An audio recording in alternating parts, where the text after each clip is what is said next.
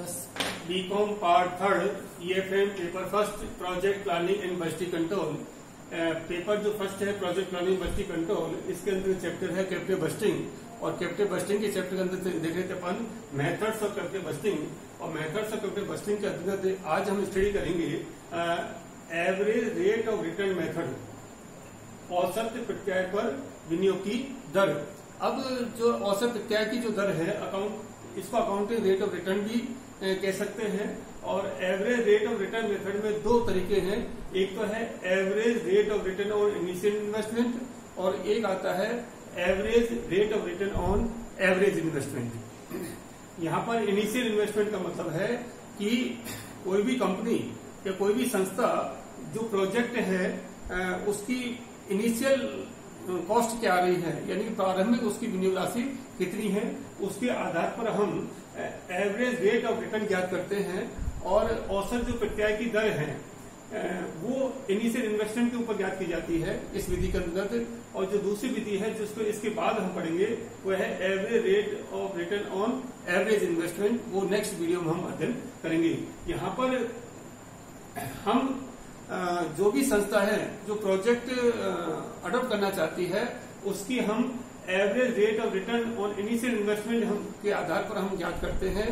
और इस विधि के अनुसार उस परियोजना का चुनाव किया जाएगा जिसकी ARR average rate of return सबसे अधिक होगी।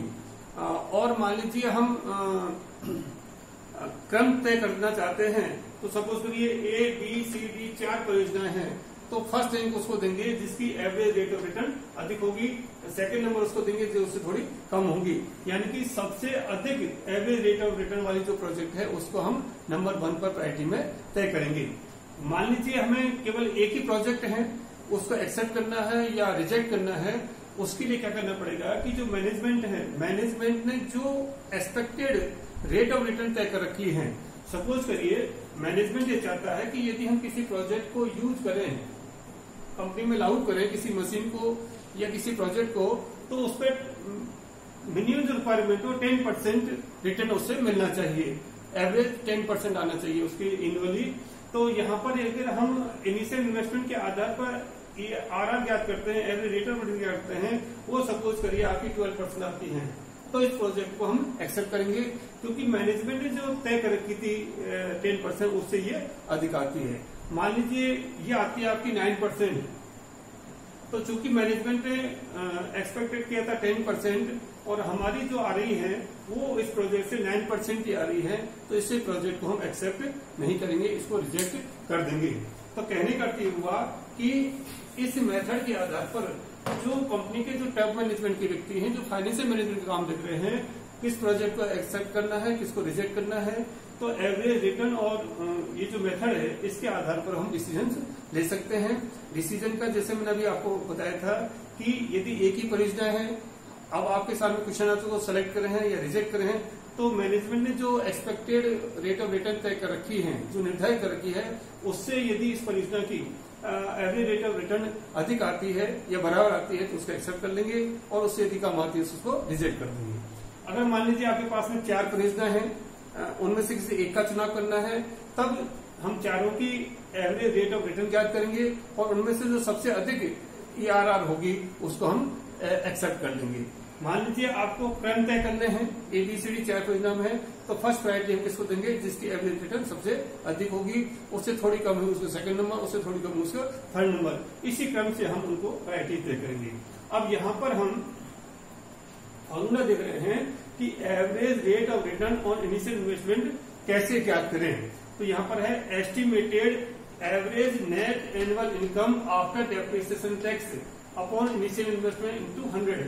आपको क्वेश्चन में इनिशियल इन्वेस्टमेंट दे रखा होगा। अब आपको क्या ज्ञात करना है कि average net annual income after depreciation tax, जो कैश इनफ्लोज आ रहे हैं जो प्रोजेक्ट से यदि हम लगाते हैं उसकी एस्टिमेटेड इनकम कितनी होगी, उस इनकम में से पहले हमें डेप्रिसिएशन घटाना है और उसके ऊपर जो टैक्स है वो घटाना है। यहाँ पर हम ले रहे हैं आफ्टर डेप्रिसिएशन टैक्स।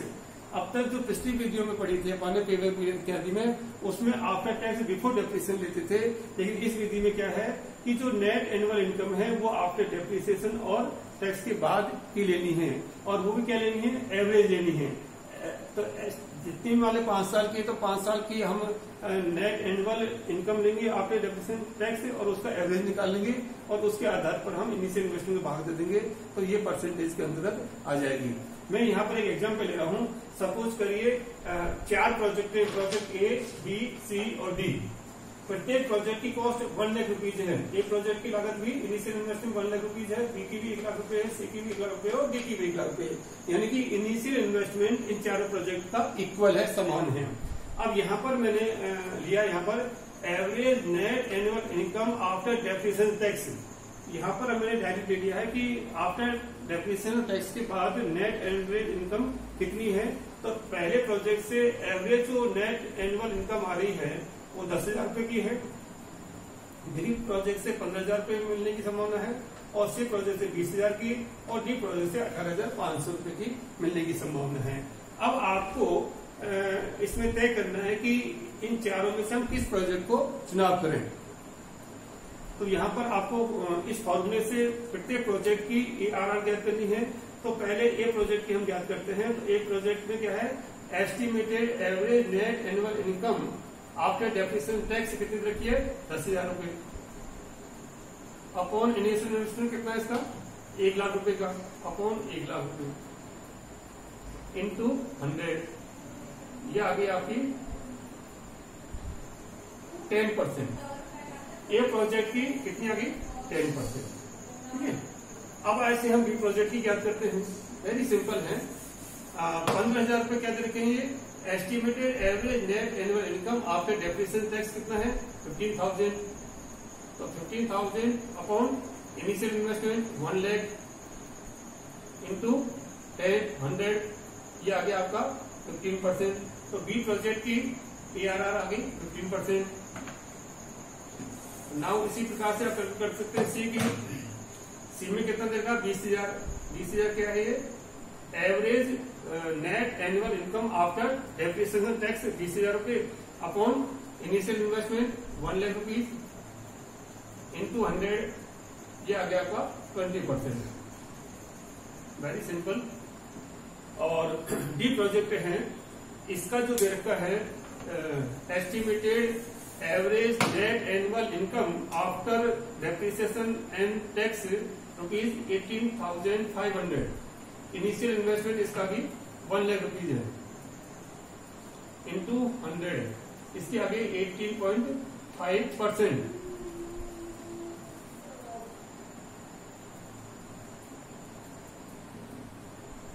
ये आपको प्रत्येक प्रोजेक्ट की ARR average rate of return ज्ञात हो गई है, 10%, 15%, 20%, 18.5%।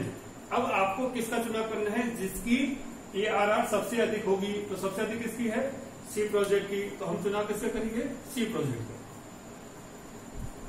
अगर मान लीजिए आपको पूछे जाए कि इसको क्रम संख्या देनी है, प्रायोरिटी तय करनी है, तो नंबर 1 पहले हम सी प्रोजेक्ट को चुनाव करेंगे। नंबर 2 इससे कम डी प्रोजेक्ट का चुनाव करेंगे और नंबर 3 पर आएगा बी प्रोजेक्ट और नंबर 4 पर आएगा ए प्रोजेक्ट।